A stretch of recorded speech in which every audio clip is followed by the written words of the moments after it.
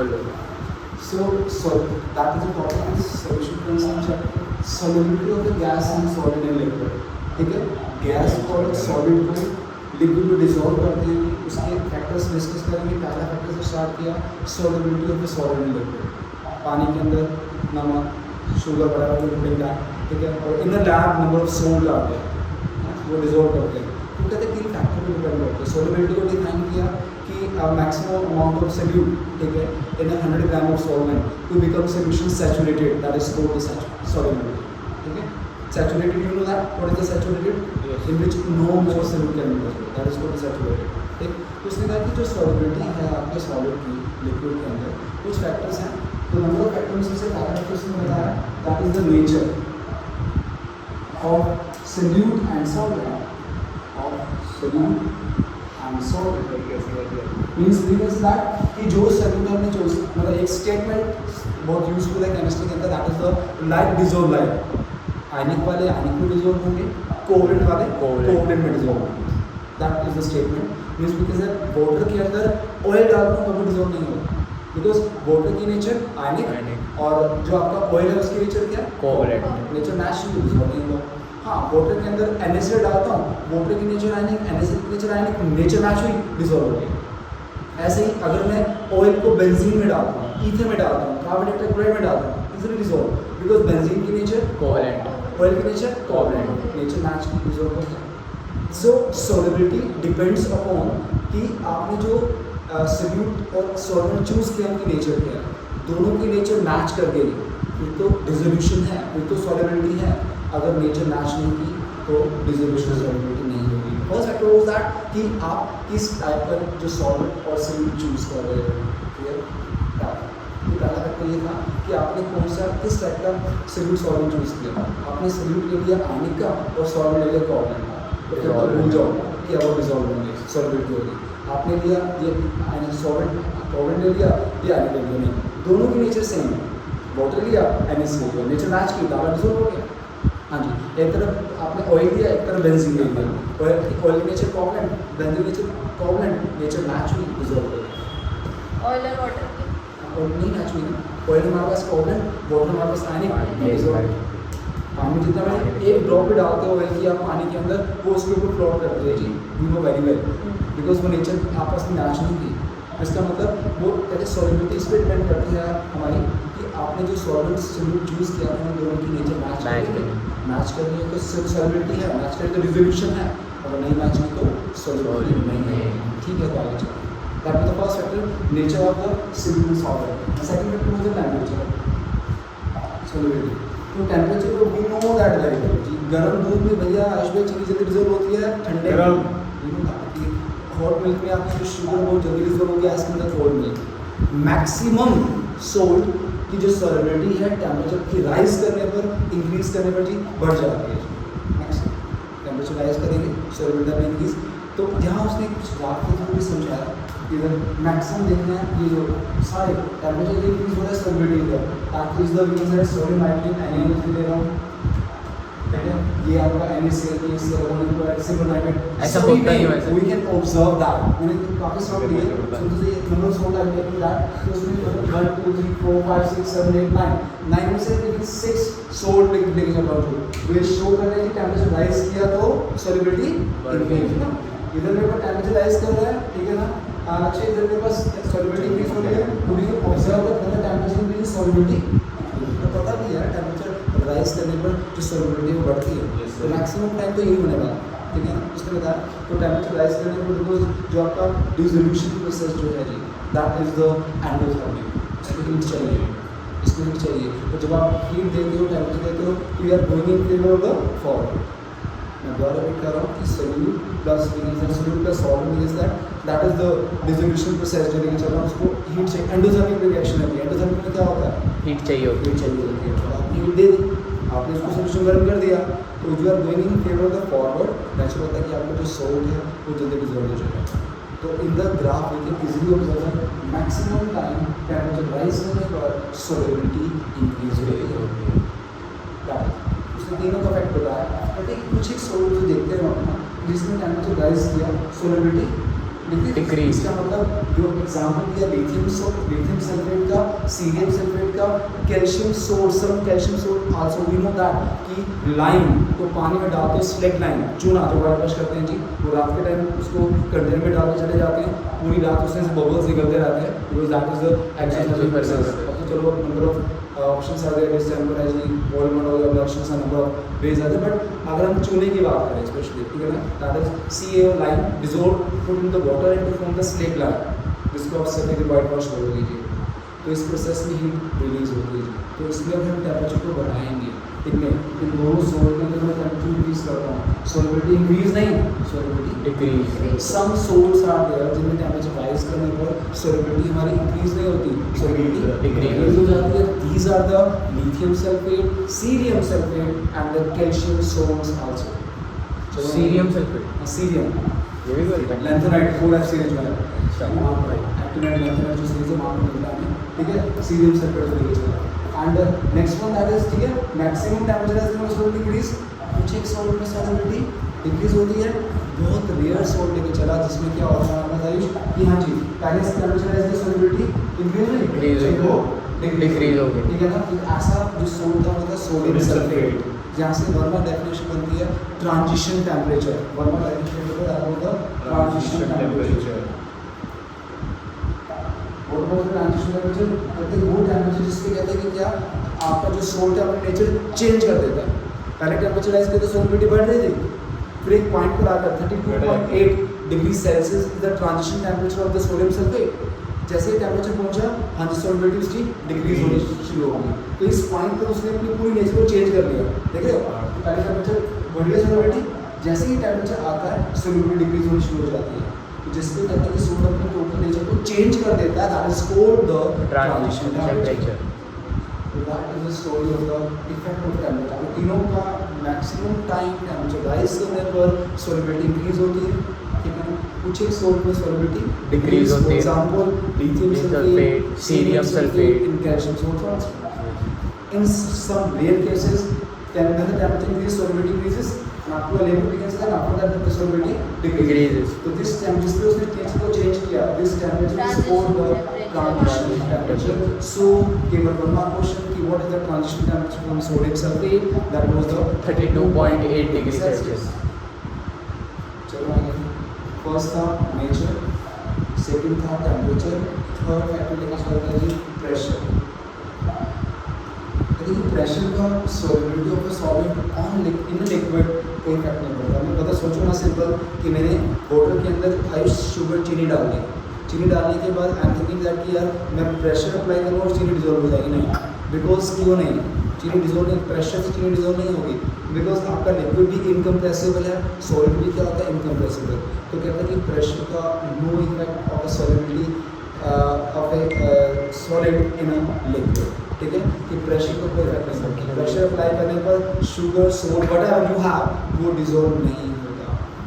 तो देखो तीन चीज़ बताई उसने, तीन इफेक्ट बताया, मेजर का इफेक्ट तो हम किसका देखते हैं अपना, हाँ जी, नेचर का और स्पेशली टेम्परेचर, प्रेशर का, solubility of a solid liquid कोई इम्पैक्ट नहीं होता। That is the story of the solid, solubility of a solid in a liquid. ये तीन फैक्टर हमने डिस्कस किए, ये solubility of solid liquid है, right? Next is the solubility of a gas in liquid. Solubility of gas in liquid, ठीक है? हाँ जी, अब लिक्विड के अंदर मैंने क्या करना, गैस को डिसॉल्व करना है, ठीक है ना। Best example you know very well, उसने बताया कि नो डाउट कि नेचर पे डिपेंड करता है, हम हर कोई गैस नहीं पकड़ लेते, ठीक है ना। नेचर पे आपने जो सल्यूट, आपने जो गैस चूज़ किया है, लिक्विड जो चूज़ किया है, वो डिपेंड करेगा कि किस टाइप का आप गैस ले रहे हो, ऑक्सीजन ले रहे हो, नाइट्रोजन ले रहे हो, परमानेंट गैस ले रहे हो, नॉर्मल गैस ले रहे हो, ठीक है ना, नो डाउट इस पर डिपेंड करता है। बट मेजर उसने बताया कि solubility of a gas in liquid है, वो डिपेंड करते हैं मेजर टू फैक्टर्स पर, एक है टेम्परेचर, एक है प्रेशर। मेजर टू फैक्टर्स आ गया, हाँ जी, नेचर पे डिपेंड करती है, दोनों नेचर पे डिपेंड करती है, बट इसका इतना इम्पैक्ट नहीं रहता जितना का तक जितना टेम्परेचर और प्रेशर का रहता है। पहला फैक्टर उसने बताया टेम्परेचर, वो कहता है जी solubility of a gas in a liquid is exothermic, exothermic heat निकलती है, उसको फॉरवर्ड डायरेक्शन को हीट नहीं चाहिए। अब तुम सिंपल सा एग्जांपल बताओ यार, एक सिंपल सा एग्जांपल लेता हूँ, ठीक है ना। मैंने प्रोटीन लेकर आया, प्रोटीन लेकर आया, ठीक है ना। मैंने उसको ग्लास में डाला, उसके अंदर अपना एक को मैंने ग्लास में डालकर सिंक पर रख दिया अपनी स्लैब में किचन में, एक को ग्लास में डालकर मैंने फ्रीजर में रख दिया।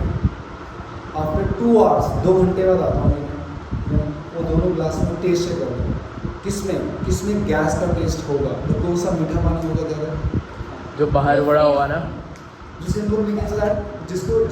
ऑर्डर को मैंने बाहर प्लेस किया था सिंक के किचन में, after some time after 2 hours we can say that कि जस्ट आके पीता हूँ तो उसका तो जस्ट लाइक एक स्वीट मीठा पानी लग गया मुझे। तो जो फ्रिज में रखा था मैंने अपना, गैस उसमें भी कम होगी, बट कहते हैं उसमें लिटिल बिट मुझे अपना कोल्ड ड्रिंक का गैस का टेस्ट मिलेगा।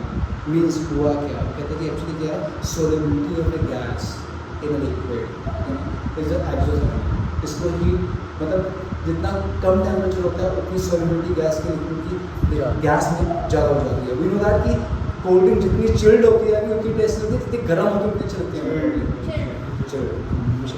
बिकॉज जब भी प्रोडक्शन भी की जाती है, जितनी भी कोल्ड ड्रिंक की जितनी प्रोडक्शन की जाती है ना, हमेशा उनका टेम्परेचर लो रखा जाता है। जितना टेम्परेचर लो होगा लक्ष्य उतनी गैस मेरी उस लिक्विड में ज़्यादा डिजॉल्व होगी, राइट। तो जैसे मैंने एक को सिंक में रखा है, एक को फ्रिज में लगाया, तो जैसे उसको टेम्परेचर ज़्यादा मिला तो जो भी गैस उसमें डिजॉल्व थी वो सारी उसमें से रिलीज हो गई। और जो मैंने फ्रीजर के अंदर रखा हुआ था उसका टेम्परेचर कम था, उतनी गैस वहाँ रिलीज नहीं हो पाई। तो उसमें तो मुझे अपना टेस्ट मिल रहा है जो फ्रिज में रखा था, और जो मैंने सिंक के ऊपर रखा था उसमें मुझे गैस का टेस्ट नहीं मिल पाया। Means we can say that कि when the temperature increases solubility of gas decrease, जितना टेम्परेचर कम solubility जाए inversely proportional। And the next is the layer one is the pressure, ठीक है ना। प्रेशर में क्या चलता है कि you know that कि इसको प्रेशर सुनाया कि उसने हैंड क्लोज यूज किया था, हैंडलिस लो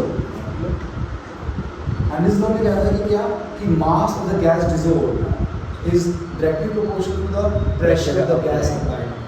सिंपल, जितना ज़्यादा प्रेशर अप्लाई कर देता हूँ, जितना ज़्यादा प्रेशर अप्लाई कर, जितना प्रेशर अप्लाई करूँ उतनी गैस ज़्यादा डिसॉल्व होगी। मैंने एग्जाम्पल प्लस में भी लिया था, एम टेकिंग 3 कोल्ड ड्रिंक, एक मैंने पेप्सी ली, एक कॉक, एक थम्स अप, तीनों में 300 ml लिक्विड है, तीनों का ब्लैक फ्लेवर है जी हमारे पास। पर जो मैंने प्रेशर अप्लाई किया, ठीक है ना, पेप्सी में थोड़ा कम, कोक में थोड़ा ज़्यादा, थम्स अप में प्रेशर सबसे ज़्यादा, तो उसका इम्पैक्ट क्या देखता हूँ जी, मुझे जो गैस है वो थम्स अप में सबसे ज़्यादा डिसॉल्व हुई, तो उसकी जो स्ट्रॉन्ग मतलब सिंपल सी बात, जो पीने के बाद मुझे खट्टे से सबसे ज़्यादा डकार आते हैं, जो किसमें आएंगे, Thums Up. And after that Coke, sweet मतलब पेप्सी में सबसे कम गैस होती है जी, बिकॉज उसमें प्रेशर सबसे कम अप्लाई किया गया था। तो हाँ जी, तो व्हाट वाज द लो कि mass of the gas dissolved is directly proportional to the pressure of the gas apply. जितना ज़्यादा मैं प्रेशर अप्लाई कर देता हूँ उतनी ज़्यादा गैस डिसॉल्व हो जाती है। हाँ जी, इस कांस्टेंट को हटाया, m is equal to kT, that is the Henry's law, ठीक है। हाँ जी, k is the Henry's constant के चला हमारे पास इतना, तो we have done that in the classroom.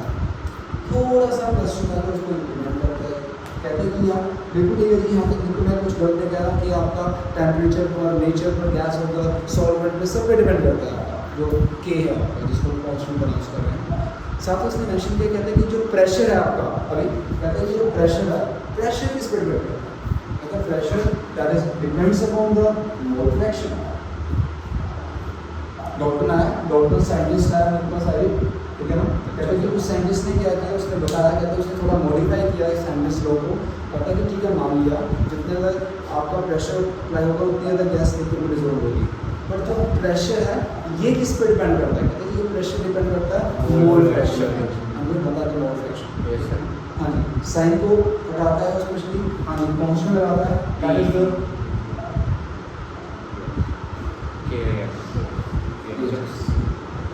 H is called the Henry's constant. We can say that कि आपका Henry's constant का 1/x into t, Henry's constant का मोल फ्रैक्शन के साथ क्या रिलेशन हुआ, inverse. What is the meaning of inverse relation का मतलब कि जितनी ज़्यादा Henry's constant की वैल्यू उतनी गैस की सोलेबिलिटी कम हो जाएगी, ठीक है। मतलब जो उसने मेंशन किया कि 133 समथिंग, हाँ हीलियम की 144, हीलियम की हेनरीज कांस्टेंट की वैल्यू, हीलियम की हेनरीज कांस्टेंट की वैल्यू लेके चलता है 144.97 समथिंग मेंशन किया, ठीक है। As compare to carbon dioxide की 1.67, कार्बन डाइऑक्साइड की 1.67, that is the pH value. तो हेनरीज कांस्टेंट की जितनी ज़्यादा value, higher the values of Henry's constant lesser in the solubility of the gas, उतनी गैस तेरी लिक्विड में कम डिसॉल्व होगी। जितनी हेनरीज कांस्टेंट की वैल्यू क्या हो जाएगी, कम हो जाएगी, उतनी जो आपकी सोल्युबिलिटी ऑफ द गैस कहते हैं उतनी ज़्यादा हो जाएगी। ठीक है, simple I am recording again है का लक्ष्य है हेनरीज कांस्टेंट जितना ज़्यादा होता है, जितना बिकॉज इस फॉर्मूले से क्लियर हुआ कि हेनरी कांस्टेंट और मोल फ्रैक्शन का भाई आपका कैलकुलेशन हुआ इनवर्स ने हमें ये इन्फॉर्मेशन करने की, कहते हैं कि क्या higher the value of Henry's constant lesser will be the solubility, lower the value of Henry constant more will be the solubility of the gas. तो हेनरीज कांस्टेंट की वैल्यूज को देखकर हम बता सकते हैं कि कौन सी गैस ज़्यादा डिसॉल्व होगी और कौन सी गैस हमारी कम डिसॉल्व होगी। Clear that was the Henry's constant, Henry's law उसमें से गया, ठीक। इसके ऊपर डिफाइन करते हैं। अच्छा, इसके मेथड, इस सीरीज मेथड भी रहता है हमारे पास। हाँ, इसके एप्लीकेशन को अप्लाई करता है। तो एक एप्लीकेशन उसने मेंशन किया, कहते हैं कि we have two applications are there, ठीक है ना। कोल्ड ड्रिंक वाला जो एग्जांपल बताया मैंने अपना, ठीक है ना, कोल्ड ड्रिंक का एग्जांपल बताया। And second one that is the scuba diving, ठीक है। हाँ, first one that is the in cold drinks, second one that is scuba diving.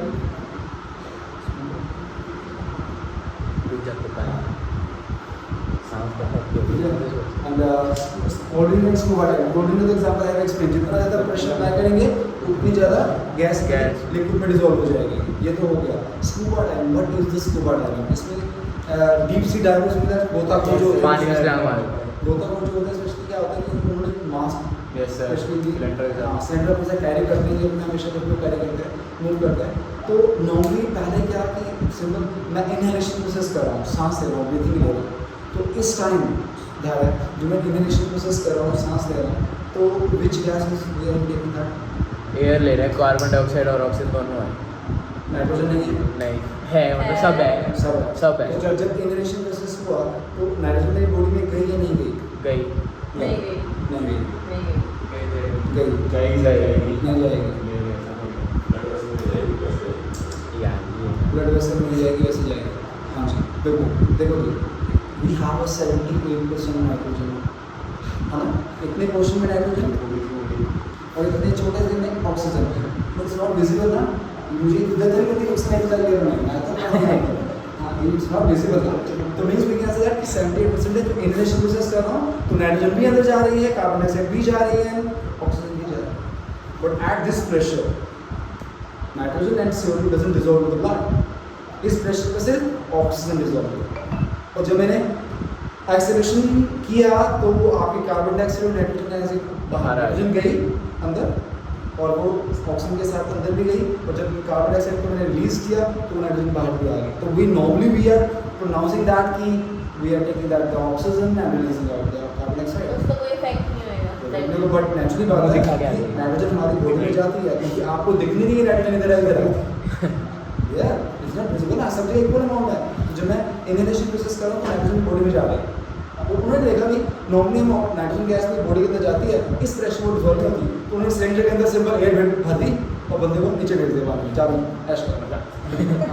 तो अब ऐसे जैसे सब डेप्थ में जाता गया, जैसे डेप्थ में जाएगा प्रेशर मोटर का बढ़ता रहेगा। प्रेशर का जैसे नीचे जाता गया प्रेशर होता है इंक्रीज। अभी हेनरीज कहता है जितना प्रेशर हम ज़्यादा अप्लाई करते हैं उतनी गैस ज़्यादा डिसॉल्व होती है। कहते जी प्रेशर इंक्रीज हुआ, जो नॉर्मल इस प्रेशर पर नाइट्रोजन ब्लड गैस में डिसॉल्व नहीं हो रही थी, बट जैसे वो डीप सी डाइवर्ट बॉटम की तरफ गया प्रेशर बढ़ने से वो नाइट्रोजन ब्लड में डिसॉल्व हो गया। ठीक है, अब नीचे तो बैठे नहीं रह रहे, वापस घर तो आना है भाई उसने, ठीक है ना। तो ऊपर की तरफ मूव किया, प्रेशर डिक्रीज हुआ, जो ब्लड में नाइट्रोजन डिसॉल्व हुई थी वो रिलीज हुई। ब्लड में क्या फॉर्म हुए? बबल्स, और कुछ सेकंड के लिए ब्लड का फ्लो रुक गया, and that condition is called the bends condition बोलते हैं। बेंड्स चुकिंग कंडीशन, जिसमें बंदा मतलब सफोकेट होगा, दम घुटेगा उसका, काफी देर तक ऐसा होता रहा तो पर्सन की डेथ भी हो सकती है। That is lethargic condition, the bends condition. ठीक है, तो उसने मेंशन कहते हैं कि द बेंड्स कंडीशन जो द लीथरेज कंडीशन थी हमारे पास। अब वो कहते हैं इसका क्या अल्टरनेट निकालें, क्या करेंगे डॉक्टर? तो उसका अल्टरनेट निकाला उन्होंने, क्या किया, अब जो सिलेंडर देते हैं वो डिप्सी डायल्स को, उसमें हीलियम गैस को डिजोल्व कर देते हैं, क्योंकि हीलियम का हैंडल्स कॉन्स्टेंट बहुत ज़्यादा है, नॉर्मल इस प्रेशर को डिजोल्व होगी नहीं, जैसे जैसे डिप्सी डायल नीचे जाएगा, प्रेशर बढ़ा, प्रेशर बढ़ने पर helium that will be dissolved in the blood. वापस ऊपर आया, ऊपर आया तो उसके बाद जब प्रेशर डिक्रीज हुआ, जो हीलियम डिसॉल्व हुई थी वो रिलीज हुई, इजीली रिलीज हुई। कहते हैं कि क्यों? Because the size of helium particle is very small होने से वो ब्लड वेसल से इजीली रिलीज हुई, कोई बबल्स नहीं बने, person use the non that was the yes perfect जो निकाला गया। तो एट प्रेजेंट जो एयर सिलेंडर में एयर फिल करते हैं उसके साथ में हीलियम को भी फिल किया जाता है, तो that is stored in the screw water. Oxygen ही क्यों नहीं भर देते थे सीधा? ऑक्सीजन ही क्यों नहीं भर देते सीधा? चलिए स्टॉप।